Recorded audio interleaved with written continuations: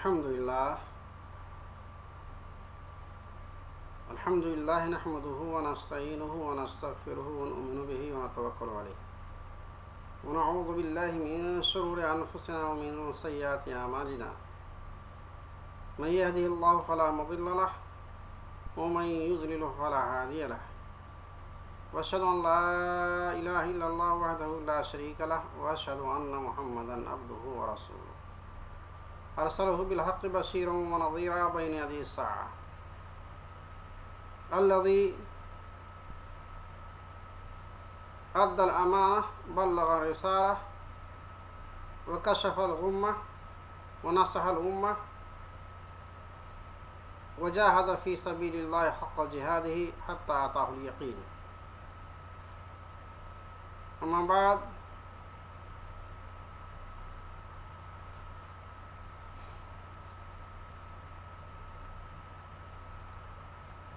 قوا أنفسكم وأهليكم نارا وقودها الناس والحجارة.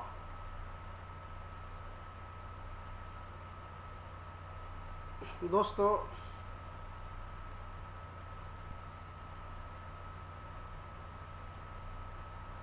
عزیزو،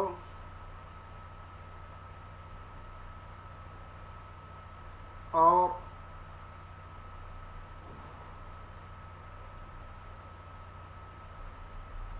وہ لوگ جو براہ راست سن نہیں رہے ہیں بلکہ کسی ذرائع سے سن سکیں گے، سارے لوگوں کو السلام علیکم ورحمۃ اللہ وبرکاتہ۔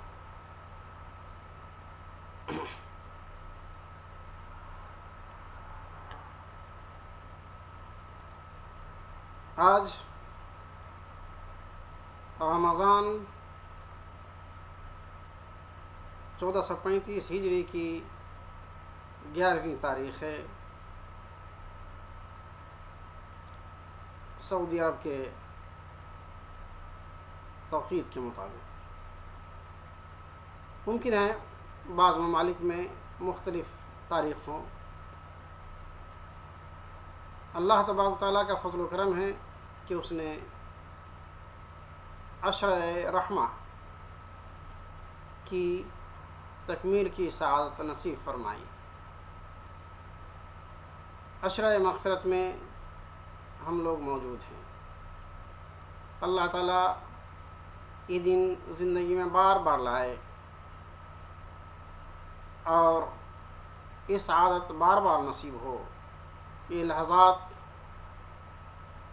یہ روحانیت، یہ نورانیت زندگی کے فصلوں میں بار بار آئے۔ اسی طرح شخص کے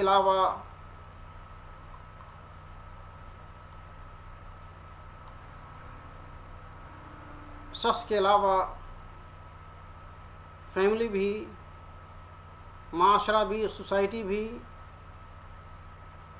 اور مسلم امہ بھی اس لحظات سے معمور ہو اور اس فرحات سے محظوظ ہو، ان نعمتوں سے سرفراز ہو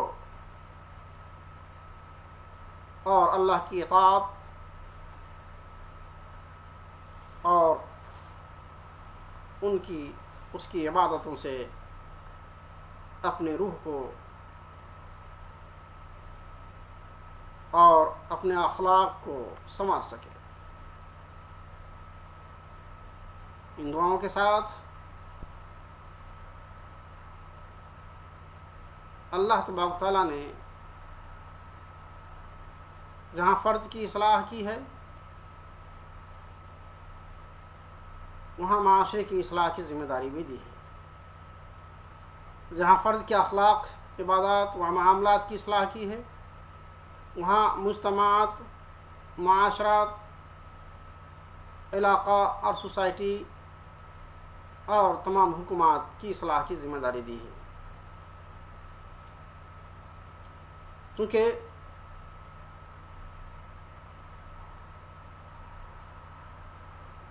سب سے پہلے جو تعمیر ہوتی ہے وہ افرادیت کی تعمیر، افراد سازی ہوتی ہے۔ اسلامک لیڈروں کے جو صفات رہے ہیں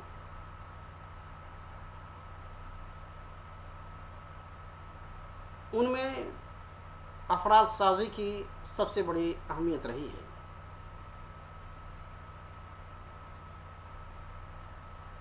یہی وجہ ہے کہ امت اسلامیہ میں وہ لیڈر، وہ قائد، وہ زعماء اور وہ قیادت جن کے افراد منور اخلاق سے اپنے آپ کو روشن کر چکے تھے اور روشن تعلیمات سے اپنے آپ کو منور کر چکے تھے، ایسے لوگوں کی ہزاروں میں، لاکھوں میں تعداد ہوتی تھی۔ ان کے چاہنے والوں کی ادنا سا مثال یا ادنا چاہنے والوں کی مثال یہ ہوتی تھی کہ زندگی میں کبھی اپنے زبان پر اور اپنے جسم و جوارح کو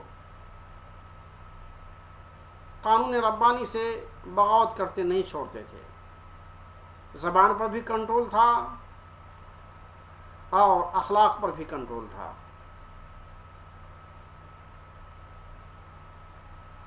یہی تھی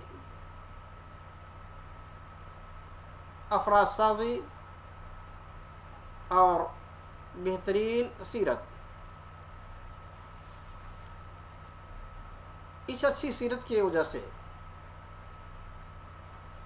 اس اچھی سیرت کی وجہ سے، اس اچھے اخلاق کی بنیاد پر ان کے چھوٹے سے چھوٹے فالوور اور ماننے والے دوسری قوم کے لیے اسی طرح کے مانند ہوتے تھے۔ رسول اللہ صلی اللہ علیہ وسلم کے شاگردوں میں صحابہ کرام کی مثال نہیں، صحابہ کرام رضوان اللہ علیہم اجمعین کی مثال نہیں،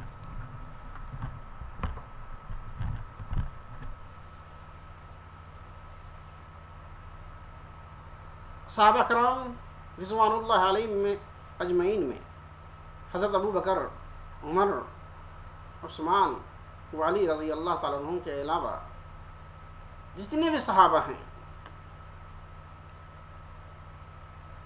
ان میں جس نے رسول اللہ صلی اللہ علیہ وسلم کے ساتھ تھوڑے وقت گزارے ہوں اور جنہوں نے تو رسول اللہ صلی اللہ علیہ وسلم نہیں دیکھا بلکہ صحابہ کو دیکھا، تابعین، تبع تابعین اور ان کے بعد والی قوم، ان میں سیرت، کردار پہاڑ سے بھی زیادہ مضبوط ہوتی تھی۔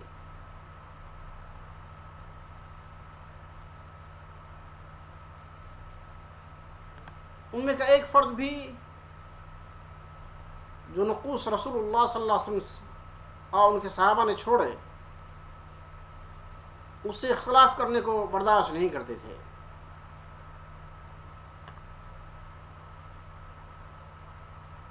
یہی نقوص ہمارے لیے ایک ایسی ہدایت کا شمع ہے کہ ہم خود بھی اپنے اور اپنی اعلی اولاد کو بھی اس سے روشناس کرائیں، ان کو اخلاق کی اتنی مضبوط تربیت دیں، اتنے موثوق تعلیمات دیں، اتنے واضح اس کی پہچان ہو کہ زندگی کے ہر میدان میں، زندگی کے ہر موقع سے، ہر لحظات میں اس روشنی کے ذریعے سے اپنے آپ کو نائب رسول سمجھے، اپنے آپ کو نائب صحابہ سمجھے، اپنے آپ کو نائب رسول سمجھے اور ان کا جو کردار ہوتا ہے اس کے مطابق چلنے لگے۔ اس میں ہر شخص ذمہ دار ہے، کلکم رائن و کلکم مسئول عن رعیتہ، اس میں سے ہر ایک فرد اپنے ماتحت کی طرف سے جواب دہ ہیں، اور ہر چیز کے بارے میں سوال کیا جائے گا۔ لہذا جس کے ماتحت جتنے بڑے لوگ ہیں، جتنی بڑی تعداد میں ہیں، ان کی ذمہ داری اتنی ہی بڑھتی ہے۔ جن کے پاس جتنا بڑی ذمہ داری، جتنا بڑا علم، جتنی بڑی پہنچ اور دسترس ہے، اس کو اس لیول سے، اس معیار سے اپنی ذمہ داری ادا کرنی ہوگی۔ ہر مومن پر ان کے 4 گنا زیادہ اس کو محنت کرنا ہے، اخلاق کو سدھارنے اور اس کو بلند کرنے کے لیے۔ بلند اخلاق کے بارے میں بڑی تعریف حدیث میں آئی ہے۔ خود رسول اللہ صلی اللہ علیہ وسلم کے بارے میں جب کسی نے حضرت عائشہ رضی اللہ تعالیٰ عنہ سے پوچھا کہ رسول اللہ صلی اللہ علیہ وسلم کا اخلاق کیا تھا، تو کہا کیا تم نے قرآن نہیں پڑھی؟ تو کہا پڑھا ہوں۔ تو کہا قرآن یہ رسول اللہ صلی اللہ علیہ وسلم کا اخلاق ہے۔ تو گویا ہر آدمی کو اپنے اخلاق کو مزین کرنے کے لیے قرآن سے میچ کرنا ضروری ہے۔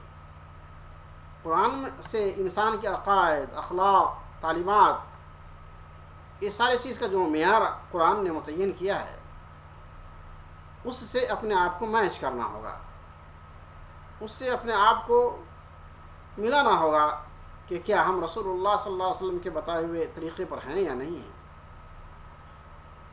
ہمارا اخلاق وہی ہے جو رسول اللہ صلی اللہ علیہ وسلم کے ہیں یا اس میں گھن لگ گیا؟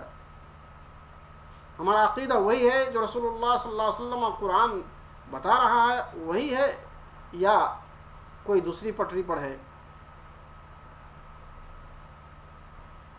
ہمارے اعمال، ہمارے خیالات، تصورات، ہمارا نصب العین وہی ہے جو قرآن سے مستفاد ہے، رسول اللہ صلی اللہ علیہ وسلم کی سیرت سے مزین ہے، یا کھوکھلی ہے؟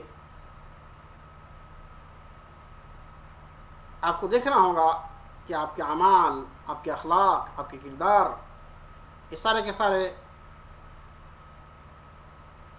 سارے قرآن و سنت کے جو معیار ہیں، جو مقیاس ہیں، جو موازین ہیں، اس سے میچ کرتا ہے یا نہیں۔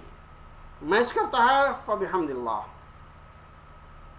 نہیں ہے تو اپنے ایمان کو ٹیسٹ کیجیے، اپنے اعمال کو ٹیسٹ کیجیے، اپنے خیالات، تصورات کو ٹیسٹ کیجیے، اور خود سے نہیں کر پاتے ہیں تو کسی لیبارٹری میں لے جائیے، وہ آپ کو ٹیسٹ کر کے بتائے گا کہ آپ کا ایمان ہے بھی یا ختم ہو گیا، آپ کی عبادات قابل قبول ہے یا قابل رد ہے،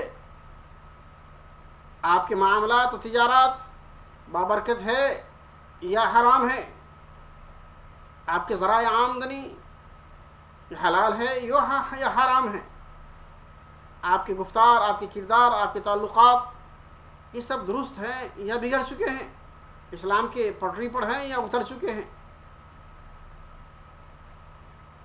یہ تو حضرت عمر رضی اللہ تعالیٰ نے فرمایا حاسبوا انفسکم قبل ان تحاسبوا، کہ تم اپنے نفس کا حساب تمہارے قیامت میں حساب ہونے سے پہلے کر لو۔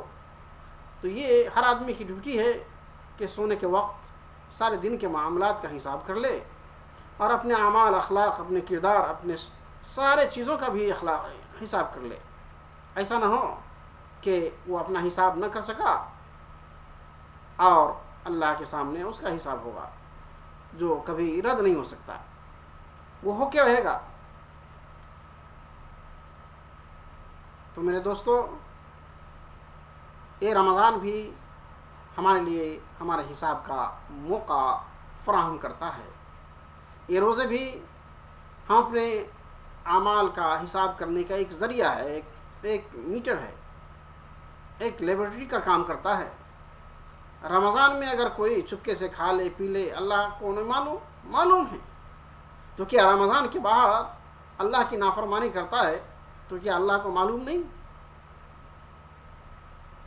رمضان میں جھوٹ بولنے سے کوئی رک جائے، رمضان کے باہر جھوٹ کی بے پاڑی بن جائے تو کیا وہ اللہ کو معلوم نہیں؟ جو رمضان میں روزہ نماز پڑھے اور رمضان کے بعد روزہ نماز رکھنا چھوڑ دے تو کیا اللہ کو معلوم نہیں؟ رمضان میں حلال کھائے اور رمضان کے باہر حرام میں لگا رہے تو کیا اللہ کو معلوم نہیں؟ تو یہ چیز رمضان بھی روزہ بھی ایک ایسا پیمانہ ہے جبکہ انسان خالص تنہائی میں بھی کھانے پینے اور شہوت سے رک جاتا ہے. یہ چیز زندگی کے ہر حال میں ہونا چاہیے کہ جو شہوات عبادت میں خلل پیدا کرتا ہو، جو شہوات نافرمانی پر مبنی ہو، جو شہوات اللہ اس کے رسول کو ناراض کرنے والی ہوں، اس سے دور رہیں، بالکل دور رہیں. اگر یہ چیز، یہ خواہش اگر دل میں ابھی بھی پیدا نہیں ہوتی ہے، یہ ارادے ابھی بھی دل میں نہیں ہو رہے ہیں، تو یہ رمضان آپ کو کیا فائدہ دے گا؟ یہ روزہ آپ کو کیا فائدہ دے گا؟ یہ قیام اللیل، یہ تہجد تمہیں کیا فائدہ دے گا؟ جب آپ ایک نصب العین وضع کر لیں کہ نہیں، ہمیں ہمیشہ ہر لحظہ ہر لمحہ اپنے سارے اعمال و خیالات و اقوال و عادات کو اللہ کے بتائے ہوئے کسوٹی پر قرآن شریف سے میچ کرنا ہے. اسے ملتا ہے تو کریں گے، نہیں ملتا ہے تو نہیں کریں گے. معمورات کو کریں گے، منہیات سے رک جائیں گے. جن چیزوں کا حکم دیا گیا ہے اس کو بجا لانا ہے، اور جن چیزوں سے روکا گیا اس سے رک جانا ہے.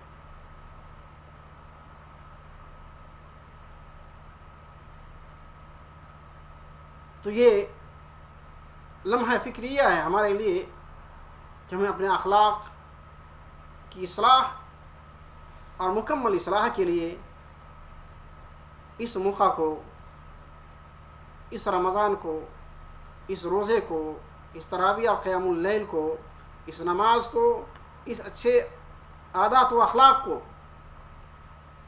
اپنا معیار زندگی بنائیں. انشاءاللہ اللہ تعالیٰ آپ کی زندگی میں ہر طرح کی خیر و برکات بھر دے گا. اللہ تعالیٰ سے دعا ہے کہ ہمیں اپنے اعمال کی اصلاح کی توفیق عطا فرمائے. سبحان ربک رب العزت عما یصفون وسلام علی المرسلین والحمد للہ رب العالمین.